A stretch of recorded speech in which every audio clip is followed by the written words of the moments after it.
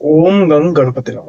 नमस्कार दोस्तों, मैं सरोज पाणिग्राही आपका स्वागत करता हूं आपके अपने यूट्यूब चैनल दिव्य चक्षु एस्ट्रोलॉजी में। और आज के इस वीडियो में बात करेंगे धनु लग्न या धनु राशि वालों के लिए जो 29 मार्च 2025 को जो शनिदेव की ट्रांजिट हो रही है मीन राशि में, उस वजह से आखिर क्या परिणाम होने वाले हैं। देखिए, यहाँ पे शनिदेव 2 जून 2027 तक रहेंगे। यहाँ पे वो बकरी, यहाँ पे वो मार्गी, ये अवस्था इनकी यहाँ पे चलती रहेगी। मीन राशि के जो अधिपति हैं बृहस्पति भी 2025 में अपने राशि परिवर्तन करेंगे, करके ये मिथुन राशि में जाएंगे। ये एक इंपॉर्टेंट फैक्टर आपके लिए, क्योंकि कहीं ना कहीं भी ये आपके लग्न के अधिपति भी है। अब देखिए, शनिदेव आपके 4th हाउस में ट्रांजिट कर रहे हैं, तो इनकी जो एस्पेक्ट होगी आपके 6th house, 10th house and 4th house के ऊपर होगी। ये आपके 2nd हाउस के लॉर्ड हैं, होकर ये 4th में ट्रांजिट करेंगे। और इनकी ये जो प्लेसमेंट है, 2nd एंड 3rd के लॉर्ड होकर 4th में ट्रांजिट करेंगे। एस्पेक्ट होगी आपकी 6th हाउस पे, यानी इनकी जो एस्पेक्ट है, इनकी जो 3rd एस्पेक्ट है आपकी 6th हाउस पे, आपको कहता है कि आपको मेहनत करनी पड़ेगी। आपको यहाँ पे उसके प्रति लड़ना पड़ेगा। आपकी रूटीन्स, आपकी डेली शेड्यूल्स, आपके डे टू डे वर्क्स हैं, उसके प्रति चैलेंजेस, एनिमीज, ये सब के प्रति। अब इसको कैसे करेंगे? आपके जो एक्शन से उसके ऊपर ध्यान देना होगा। 6th हाउस आपकी पेट का जो निचला हिस्सा है वो भी होता है, यानी लोअर एब्डोमेन का। अगर आप फीमेल हैं तो आपके यहाँ पे यूट्रस एंड फेबर्ट जैसी चीजें आपको देखने को मिल सकती है। अगर आप मेल हैं तो आपकी पेट के निचले हिस्से में आपके यहाँ पे कोई ना कोई तकलीफ आपको यहाँ पे देखने को मिलेगा। 2nd हाउस के लॉर्ड भी है, यानी आपकी खान पान में एक अनियमितता होने के कारण आपकी हेल्थ में यहाँ पे गड़बड़ हो सकती है। वहीं पे एस्पेक्ट भी आपके लगन के ऊपर है, यानी शनिदेव चाहते हैं कि आप मेहनत करेंगे। तो शनिदेव यहाँ पे सिंबल दे रहे हैं कि अगर आप मेहनत करोगे तो ही आपको मैं परिणाम दूंगा, यानी आपको यहाँ पे कसरत करनी पड़ेगी, मेहनत करनी पड़ेगी, वर्क हार्ड करनी पड़ेगी। चैलेंजेस आपके सामने आएंगे, क्योंकि 6th हाउस चैलेंजेस भी होता है, कॉम्पिटिशन्स भी होता है। और ये 2, 6 और 10 यानी आपके 10th हाउस को भी एस्पेक्ट है, यानी जब चैलेंजेस आएगी आपको उसको टैकल करने में, आपको जब महारत हासिल हो जाएगी तो आपको वहां पे आपके जो वर्क एरिया होगा, प्रोफेशन होगा, उसमें भी आपको यहाँ पे सपोर्ट मिलेगा, सक्सेस भी मिलेगी। 6th हाउस में उनकी 3rd एस्पेक्ट, यानी आपको यहाँ पे जद्दोजहद बहुत करनी पड़ेगी उसको सही करने के लिए, कोई डेली स्केड्यूल में देने के लिए, क्योंकि 6th हाउस रूटीन्स भी है। यहाँ पे अननेसेसरी एनिमीज भी क्रिएट हो सकते हैं, या तो ऐसा भी हो सकता है क्योंकि दिखेंगे 12th हाउस से ट्राइनल कनेक्शन भी हो रही है, यानी आप आपकी फाइनेंशियल कंडीशन को बेटरमेंट करने के लिए लोन के लिए भी अप्लाई करेंगे।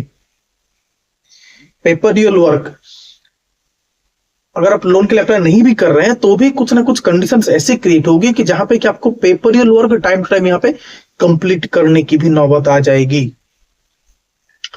बृहस्पति आपके 7th हाउस में ट्रांजिट करेंगे, फिर ये 26 में आपकी 8th हाउस में जाएंगे। तो ये जो 2 ट्रांजिट है कहीं ना कहीं पर ये आपको मतलब कि नए रिलेशनशिप में आपको यहाँ पे डेवलपमेंट कराएंगे, मैरिज कंडक्ट करने में आपको ये बहुत ही मदद करने वाले हैं।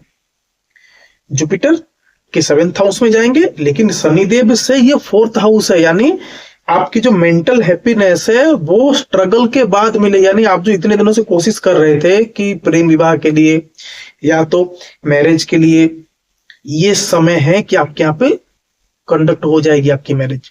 या तो अगर जो बिजनेसमैन है अगर बिजनेस करने के लिए कोशिश कर रहे थे तो पार्टनरशिप में कुछ शुरू करने के लिए जो रुकावटें आ रही थी, ये समय है कि आप उसमें इन्वेस्टमेंट कर सकते हैं। ये समय उसमें उसके साथ आप मिलकर कुछ यहाँ पे काम शुरू कर सकते हैं। आपकी हायर स्टडीज यहाँ पे शुरू हो सकती है, न्यू लव एंड रिलेशनशिप यहाँ पे शुरू हो सकती है। हायर स्टडीज के लिए आप यहाँ पे फॉरेन भी ट्रैवल कर सकते हैं, क्योंकि 12th house, 8th house and 4th house, यानी आप हायर स्टडीज के लिए या तो रिसर्चिकल चीजों के लिए आप घर से बाहर जाओगे, फॉरेन ट्रैवल्स करोगे, अपना जो एरिया है उसको छोड़ोगे, घर से दूर जाओगे। आपकी जो इच्छा होगी वो ऑकल्ट के चीजों के प्रति भी हो सकती है, मंत्र जाप आपके यहाँ पे बढ़ सकती है, मेडिटेशन, या तो ऐसा कोई इन्फ्लुएंसिंग आपको कोई चीज हो सकता है कि वहां पे आप ऑकल्ट की चीजें आप सीखना शुरू कर दोगे, या तो खुद ब खुद पढ़ना, खुद ब खुद रिसर्च करना, खुद ब खुद कुछ नोट बनाना, बहुत सारी चीज आपके यहाँ पे शुरू हो जाएगी। अगर आप पैतृक संपत्ति में कोई आपके अगर केस वगैरह थी तो 6th 8th 12th की जो कनेक्शन है, आप कहीं ना कहीं पे उसमें विजय भी दिला सकते हैं। पैतृक संपत्ति हो गया, या तो आपकी पुश्तैनी कोई संपत्ति हो गया, या तो कहीं पे जो पैसा अगर रुका हुआ था बहुत दिनों से वहां से हो गया, कहीं पे अच्छी खबर आपको देखने को मिल सकती है। देखिए शनिदेव की 7th एस्पेक्ट आपके 10th हाउस पे, नवम हाउस से 6th एंड 8th की रिलेशन लेके बैठ रहे हैं, 8th हाउस से भी 6th एंड 8th की रिलेशन रख रहे हैं। ये जो कॉम्बिनेशन है, ये कॉम्बिनेशन क्या है कि कहीं ना कहीं पे ना कुछ नया नियम की जो इम्प्लीमेंटेशन होगी, चाहे वो गवर्नमेंट की तरफ से हो गया, समाज या सोसाइटी की तरफ से हो गया, या तो आपके जो सीनियर हो गए उनके तरफ से हो गया, कुछ ना कुछ नई चीजों की इम्प्लीमेंटेशन की वजह से आपका पे चैलेंजेस बढ़ेगी, काम करने का तरीका है उसमें बदलाव होने वाला है। जो व्यक्ति कोशिश कर रहे थे कि कंपटीशन है, या तो फिर डिपार्टमेंटल एग्जाम है, या तो फिर कुछ एग्जाम देके एग्जाम क्रैक करने के लिए अगर आपकी योग बन रहे हैं, तो समय बहुत ही अच्छा आपका पे सपोर्टिव मिलेंगे। और ये समय है कहीं ना कहीं पे आपकी जो फाइनेंशियल कंडीशन है वो कहीं ना कहीं पे लोन अप्लाई करोगे न्यू प्रॉपर्टी परचेजिंग के लिए, व्हीकल परचेजिंग के लिए, नए या तो गोल्ड परचेजिंग के लिए, बॉन्ड वगैरह खरीदने के लिए आप यहाँ पे लोन अप्लाई कर सकते हैं। या तो आपकी जो सेविंग्स होगी, तो आपकी जो इनकम सोर्स है उसमें यहाँ पे बढ़ोतरी भी दिखाई देती है, क्योंकि change of work place, change of place, change of criterias, यहाँ पे बदलाव होने के कारण आपके यहाँ पे उन्नति दिखाई देती है। आपकी फाइनेंशियल कंडीशन भी यहाँ पे डेवलपमेंट दिखाई देते हैं, क्योंकि सेकंड हाउस के लॉर्ड अगर 4th हाउस में बैठेंगे, 6th हाउस को देख रहे हैं, ये कहीं ना ये आपके फाइनेंशियल ग्रोथ को भी दिखाता है, आपकी वर्क एरिया में डेवलपमेंट, आपका फाइनेंशियल ग्रोथ, इसको भी कहीं ना कहीं पे शो करता है। लेकिन जो खान पान की अनियमितता के कारण आपकी हेल्थ इश्यूज, स्लीपिंग साइकिल्स, आपकी खुद की हेल्थ में एनर्जी बार बार ड्रेन होना, ये सारी चीजें आपके यहाँ पे दिखाई दे सकती है। वैसे लग्न के ऊपर जो 10th हाउस है, तो आप यहाँ पे थोड़े वर्कोहोलिक हो जाओगे।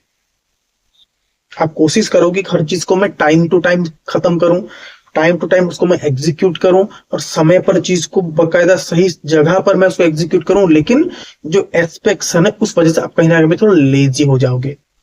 जब तक आपको कोई पुश ना करे, आप वो काम करने में थोड़े असमर्थ हो जाओगे। आपको यहाँ पे गाइडेंस यहाँ पे जरूरत पड़ेगी ही पड़ेगी। फैमिली मेंबर्स में कोई होंगे जिनकी हेल्थ की वजह से थोड़ा यहाँ पे परेशान रहोगे। ये तो था एक छोटा सा वीडियो। एज ए रेमेडी आप यहाँ पे क्या कर सकते हैं? एज ए रेमेडी देखिए, आप किसी की सलाह ले सकते हैं जो कि ऑलरेडी मतलब कि जानकार होंगे चीजों के। अब उनके साथ बात करके उनसे सलाह ले सकते हैं। या तो मेडिटेशंस करिए, किताब पढ़िए, लिखना शुरू करिए।